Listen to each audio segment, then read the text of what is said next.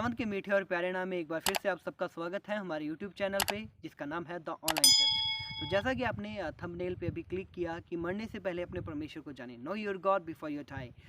मैंने इस चीज़ को महसूस किया कि बहुत बार हमें हमारे परमेश्वर के गुणों के बारे में पता नहीं रहता। एक आम विश्वासी होने के नाते हम समझ ही नहीं पाते कि हमारा परमेश्वर कितना महान है, क्योंकि अक्सर हम अपने भाई बहनों के साथ रहते हैं जो कि किसी और फेथ से बिलोंग रखते हैं, जैसे कि वो हिंदुज़म से हैं, सिखिज़म से हैं, जैनिज़म से है, इस्लाम से हैं।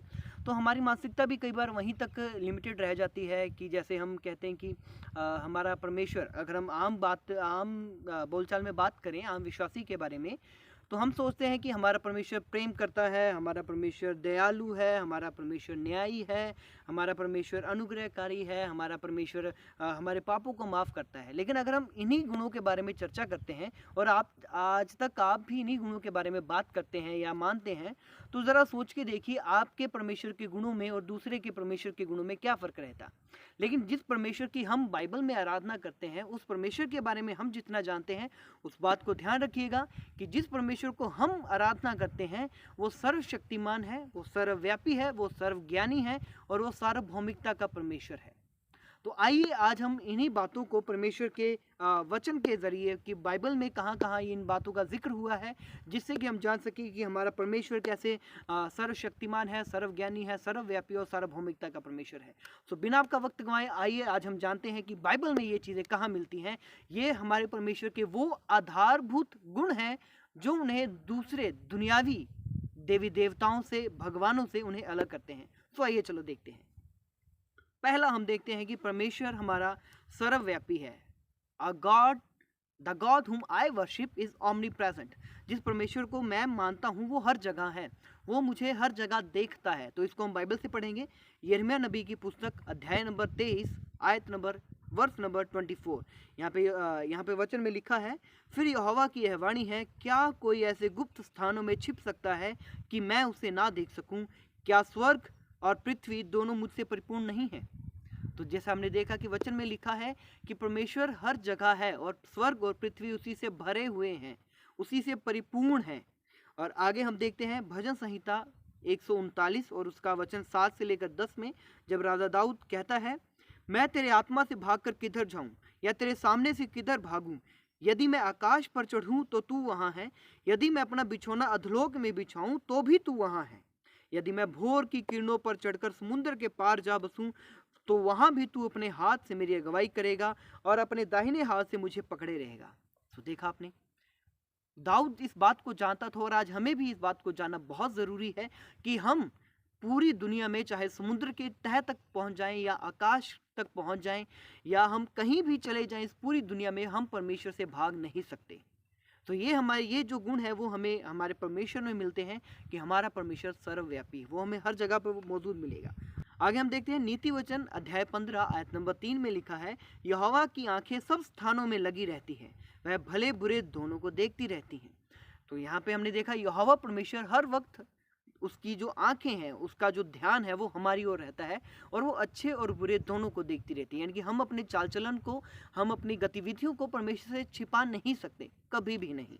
आगे अय्यूब अध्याय नंबर 34 और आयत नंबर 21 में लिखा है, क्योंकि परमेश्वर की आंखें मनुष्यों के चाल चलन पर लगी रहती हैं और वह उसके सारे चाल चलन को देखता रहता है। तो देखा आपने कि कैसे परमेश्वर हमें लगातार हमें देखता रहता है, उसका ध्यान हम पर रहता है, तो हम उसकी मौजूदगी से भाग नहीं सकते। तो बाइबल हमें ये सिखाती है, जैसे हम दूसरे धर्म से इसको कंपैरिजन में रखें तो आम धर्म में हम लोग क्या मान्यता देखते हैं कि जब हम कहते हैं कि परमेश्वर जो है वो हर जगह विद्यमान है, तो लोग मानते हैं कि हर चीज़ में परमेश्वर है। मेरे पास ये लैपटॉप है, इसमें भी परमेश्वर है, मैं एक पत्थर पर बैठा हूँ, इसमें भी परमेश्वर है। लोग मानते हैं कि हर चीज़ में परमेश्वर है, इसलिए परमेश्वर हर जगह है। नहीं, लेकिन बाइबल की शिक्षा बताती है परमेश्वर हमें हर वक्त देखता रहता है और हम कहीं भी उसकी उपस्थिति से भाग नहीं सकते, इसलिए हम कहते हैं कि परमेश्वर हर जगह हमारे साथ रहता है। तो ये फ़र्क है जब हम कहते हैं कि हमारा परमेश्वर ओमनी प्रेजेंट है, हर जगह विद्यमान है। आगे हम देखते हैं कि हमारा परमेश्वर सर्वज्ञानी है, उसको हर चीज़ का पता है। जो आपके भूतकाल में घट चुका है वो वह भी जानता है, जो अभी आपके प्रेजेंट में चल रहा है परमेश्वर से वो भी छुपा नहीं है, और जो आपके आने वाले भविष्य में होने वाला है परमेश्वर वो भी जानता है। परमेश्वर हमारा प्रेजेंट, पास्ट और फ्यूचर तीनों का परमेश्वर है। वो आपके भूतकाल का, आपके वर्तमान काल का और आपके भविष्य काल का परमेश्वर है। उसकी हाथ में आपके तीनों काल रहते हैं। तो आइए हम देखते हैं कि परमेश्वर सर्वज्ञानी कैसे, उसको हर चीज़ का कैसे पता है। बाइबल से हमें ये कहाँ से पता चलता है? तो हम पढ़ेंगे भजन संहिता 147 उसका 5वां वचन। यहाँ पे लिखा है, प्रभु हमारा प्रभु महान और अति सामर्थी है, उसकी बुद्धि अपरंपार है। उसकी बुद्धि का कोई अंत नहीं है। अंग्रेजी में अगर हम देखें तो लिखा है इनफाइनाइट। उसकी बुद्धि का कोई अंत नहीं है, उसकी बुद्धि अगम है। आगे बढ़ते हैं हम। पहला यूहन्ना अध्याय 3 आयत नंबर 20 में हम लोग पढ़ते हैं, क्योंकि परमेश्वर हमारे मन से बड़ा है और सब कुछ जानता है। परमेश्वर जिसको हम आराधना करते हैं वो सब कुछ जानता है। He is all knowing God, वो सब कुछ जानता है। आगे हम पढ़ते हैं अय्यूब अध्याय 37 आयत नंबर 16। यहाँ पे लिखा है, क्या तू घटाओं को तोलना या सर्वज्ञानी के आश्चर्य कर्म को जानता है? क्या हम जानते हैं कि सर्वज्ञानी, यानी कि यहाँ पे एक बार फिर से वचन हमें बताता है कि हमारा परमेश्वर सर्वज्ञानी है, उसके जितना ज्ञानवान कोई भी नहीं है। आगे देखते हैं हम यशाया अध्याय नंबर 46 वचन नंबर 10 में, मैं तो अंत की बात आदि से और प्राचीन काल की उस बात को बताता आया हूँ जो अभी तक नहीं हुई। यानी कि हमारा परमेश्वर अंत की बात को आदि से जानने वाला परमेश्वर है। हमारा परमेश्वर अंत की बात को आदि से, यानी कि आखिरी की बात को, जो आखिर में दुनिया के आखिरी में होने वाला है, वो उसको आदि से यानी कि शुरुआत से पता है। तो ये बहुत ही अद्भुत वचन है जो मुझे बहुत अच्छा लगता है। आगे पढ़ते हैं हम अय्यूब अध्याय नंबर 21 वचन नंबर 22 में, क्या परमेश्वर को कोई ज्ञान सिखाएगा? वह तो ऊंचे पद पर रहने वालों का भी न्याय करता है। यानी कि दुनिया में ऐसा कोई भी नहीं है जो उसको ज्ञान सिखाए। तो कोई भी परमेश्वर के तुल्य नहीं है कि उसको ज्ञान सिखाए। तो ये परमेश्वर का दूसरा गुण है। पहले हमने देखा परमेश्वर सर्वव्यापी है, और अब हमने देखा परमेश्वर सर्वज्ञानी है। आगे हम देखते हैं कि हमारा जो परमेश्वर है वो सर्वशक्तिमान कैसे है। हम देखेंगे रोमियो की पुस्तक अध्याय 1 आयत नंबर 20 में, उसके अनदेखे गुणों अर्थात उसकी सनातन सामर्थ और परमेश्वरत्व जगत की सृष्टि के समय से उसके कामों के द्वारा देखने में आते हैं, यहाँ तक कि वे निरुत्तर हैं। तो इस वचन को समझते हैं जब हम, तो उसकी सनातन सामर्थ मतलब उसकी जो इटर्नल पावर है, वो सचमुच इटर्नल वर्ड यहाँ पे यूज हुआ है, यानी कि अनंत, सनातन, जो कभी भी खत्म होने वाली नहीं है। तो ये हमारे परमेश्वर की सामर्थ्य है। आगे हम पढ़ते हैं कुलूसियों की पत्री अध्याय 1 आयत नंबर 16 में लिखा है, क्योंकि उसी में सारी वस्तुओं की सृष्टि हुई, स्वर्ग की हो अथवा पृथ्वी की, देखी या अनदेखी, क्या सिंहासन, क्या प्रभुताएं, क्या प्रधानताएं, क्या अधिकार, सारी वस्तुएं उसी के द्वारा और उसी के लिए सृजी गई। यानी कि परमेश्वर जो है हमारा वो सृजनहार है। He is the creator of this universe. तो इसलिए वही सबसे ज्यादा सामर्थी है, वही सबसे ज्यादा ताकतवर है, क्योंकि वो बनाने वाला है। आगे पढ़ते हैं हम नहमिया की पुस्तक अध्याय नंबर 9 वचन नंबर 6 में हमने पढ़ता है, तू ही अकेला यहोवा है, स्वर्ग वरना सबसे ऊंचे स्वर्ग और उसके सब गण, और पृथ्वी और जो कुछ उसमें है, और समुद्र और जो कुछ उसमें है, सबों को तूने ही बनाया, और सबों की रक्षा तू ही करता है, और स्वर्ग की समस्त सेना तुझी को दंडवत करती है। तो यहाँ पे हमें देखने को मिलता है एक बार फिर से कि सब कुछ परमेश्वर के द्वारा रचा गया है, इसीलिए वो उन सारी चीज़ों पर अधिकार रखता है और उन सारी चीज़ों पर अपना कब्जा रखता है, इसीलिए वो उन सभी से सर्वशक्तिमान है, उन सभी से ज़्यादा ताकतवर रहेगा। आगे हम लोग पढ़ते हैं कुलूसियों की पत्री अध्याय नंबर 1 आयत नंबर 17 में, वही सब वस्तुओं में प्रथम है और सब वस्तुएं उसी में स्थिर रहती हैं। तो हमारा परमेश्वर हर चीज़ का बनाने में पहलौठा है, हर चीज़ का पहलौठा है, और सारी चीज़ें उसके अंदर, अंग्रेजी में लिखा है ऑल थिंग्स होल्ड टुगेदर, सारी चीज़ें उसके अंदर स्थिर रहती हैं, बनी रहती हैं। तो आगे हम देखते हैं कि हमारा परमेश्वर सर्वशक्तिमान कैसे है। और अभी हमने देखा कि हमारा परमेश्वर सर्वशक्तिमान कैसे है, अभी हमने देखा हमारा परमेश्वर सार्वभौमिक कैसे, यानी कि हर एक वस्तु के ऊपर उसका अधिकार है, फिर चाहे वो देखी है अनदेखी है, आपने देखा है उसे या नहीं देखा, आप उसके बारे में जानते हैं या नहीं जानते, हर एक भौतिक और आत्मिक वस्तु का अधिकार परमेश्वर के पास है। तो आइए हम वचन से देखते हैं कि हमारा परमेश्वर अधिकारी कैसे है, संप्रभु कैसे है। मत्ती रचित सुसमाचार अध्याय 10 आयत नंबर 29 से लेकर 31 तक हम लोग देखते हैं। यहाँ पे लिखा है, क्या पैसे में 2 गरैया नहीं बिकती, तो भी तुम्हारे पिता की इच्छा के बिना उनमें से एक भी भूमि पर नहीं गिर सकती। तुम्हारे सिर के बाल भी गिने हुए हैं, इसलिए डरो नहीं, तुम बहुत गरैयों से बढ़कर हो। तो यहाँ पे हमें सीखने को मिलता है कि एक भौतिक वस्तु है, दो गोरैयों का खरीदा जाना, हमें लगता है कि उस पर हमारा अधिकार है, हमने उसको खरीदा है, लेकिन उस पर भी प्रभु का अधिकार है। वो वचन में यीशु मसीह कहते हैं कि वो भी पिता की इच्छा के बगैर उनमें से एक भी नहीं मरती, यानी कि एक भी भूमि पर नहीं गिरती। आगे हम लोग पढ़ते हैं यशायाह नबी की पुस्तक में अध्याय 45 आयत नंबर 7 से 9 में परमेश्वर क्या कहता है। वो सार्वभौमिकता का परमेश्वर है। वो क्या कहता है कि मैं उजाले का बनाने वाला और अंधेरे का सृजनहार हूँ, मैं शांति का दाता और विपत्ति को रचता हूँ, मैं यहोवा ही इन सबों का करता हूँ। हे आकाश, ऊपर से धर्म बरसा, आकाशमंडल से धर्म की वर्षा हो, पृथ्वी खुले की उद्धार उत्पन्न हो और धर्म भी उसके संग उगाए। मैं यहोवा ही ने उसे उत्पन्न किया है। हाय उस पर जो अपने रचने वाले से झगड़ता है, वह तो मिट्टी के ठीकरों में से एक ठीकरा ही है। क्या मिट्टी कुम्हार से कहेगी तू यह क्या करता है?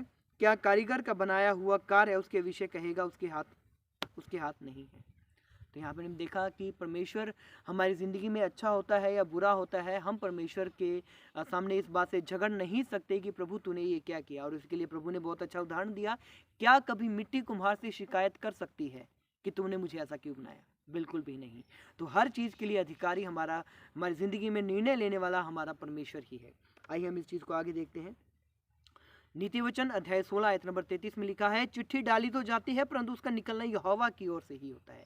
यानी कि हमारे पास ऑप्शन तो होते हैं, अल्टरनेटिव तो होते हैं, विकल्प तो होते हैं, लेकिन उनका चुने जाना परमेश्वर की तरफ से ही होता है। आगे विलाप गीत अध्याय 3 आयत नंबर 37 से 39 में, यदि यहोवा ने आज्ञा ना दी हो तब कौन है कि वचन कहे और वह पूरा हो जाए? विपत्ति और कल्याण क्या दोनों परम प्रधान की आज्ञा से नहीं होते? इसलिए जीवित मनुष्य क्यों कुड़कुड़ाए और पुरुष अपने पाप के दंड को क्यों बुरा माने? यानी कि हमारे पास इस बात की कोई सार्थकता नहीं है कि हम परमेश्वर पर दोष लगाएं। वो सब कुछ करने वाला वो खुद है। आगे देखते हैं। अय्यूब की पुस्तक अध्याय 42 और वचन 2 में लिखा है, मैं जानता हूँ कि तू सब कुछ कर सकता है और तेरी युक्तियों में से एक भी रुक नहीं सकती। तो इसे हमें जाना कि परमेश्वर जो चाहता है वो करता है, फिर चाहे वो भौतिक समाज हो, वो आत्मिक समाज हो या आपका सांसारिक समाज हो।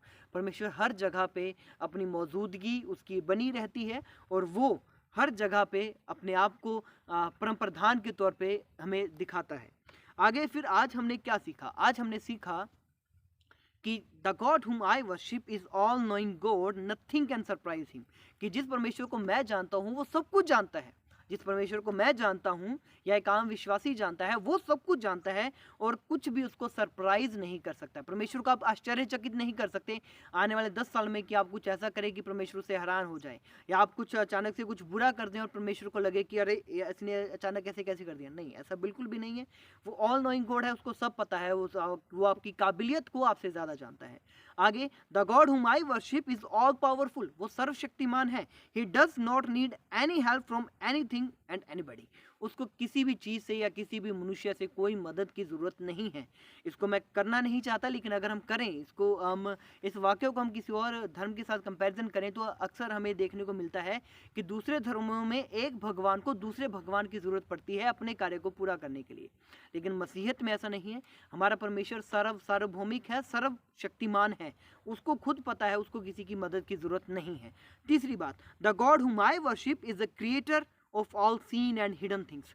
जो हम अपनी आंखों से देख सकते हैं और जो हमें अपनी आंखों से नहीं दिखता, परमेश्वर उन दोनों संसारों का रचयिता है। Is a creator of all scene and hidden और अनसीन थिंग्स। चौथी बात, द गॉड हुम आई worship is a creator of time, space, matter and morality. ये बहुत अच्छी चीज़ है। ये मैं समझाना चाहता हूँ कि हमारा जो परमेश्वर है वो वक्त का, टाइम का, इससे पहले कि समय शुरू होता परमेश्वर था, इससे पहले कि स्पेस होता परमेश्वर था, इससे पहले कि पदार्थ, मैटर अपनी मौजूदगी में आता इस परमेश्वर था, और मोरालिटी यानी कि हमारी नैतिकता को बनाने वाला वो परमेश्वर है। तो अगर कोई इंसान आज मसीहत में नहीं है, परमेश्वर को नहीं भी जानता, तो भी उसको पता होता है कि सही क्या है और गलत क्या है। एक शराबी को पता है कि शराब पीना गलत है, फिर चाहे वो मसीह यीशु पर विश्वास करे या ना करे। तो वो जो नैतिकता है हमारे अंदर डाली गई, वो परमेश्वर के द्वारा ही डाली गई है। आगे हम लोग देखते हैं पांचवी बात, द गॉड हुम आई worship have authority over all physical and spiritual thing. जिस परमेश्वर को हम मानते हैं, हम आराधना करते हैं, उसके पास अथॉरिटी है, अधिकार है हर एक आत्मिक और भौतिक वस्तु का, फिर चाहे वो आप उसे देख पाएँ या ना देख पाएँ। ये 5 बातें आज हमने परमेश्वर के 4 गुण सीखे कि परमेश्वर सर्वशक्तिमान है, सर्वव्यापी है, सर्वज्ञानी और सार्वभौमिकता का परमेश्वर है। वो संप्रभु परमेश्वर है और ये 5 बातें हमने सीखी कि हम परमेश्वर को सरप्राइज़ नहीं कर सकते, चौंका नहीं सकते अपने अच्छे काम या अपने बुरे काम से। हमारे परमेश्वर को किसी की ज़रूरत नहीं है, उसको मदद की किसी की ज़रूरत नहीं है, वो अपने कार्य खुद कर सकता है। तीसरा, परमेश्वर रचयिता है हर एक देखी जाने वाली और अनदेखी वस्तु का, और परमेश्वर जिसको हम आराधना करते हैं, he is a creator of time, space, matter and morality. वो समय का, स्पेस का, पदार्थ का और नैतिकता का बनाने वाला परमेश्वर है।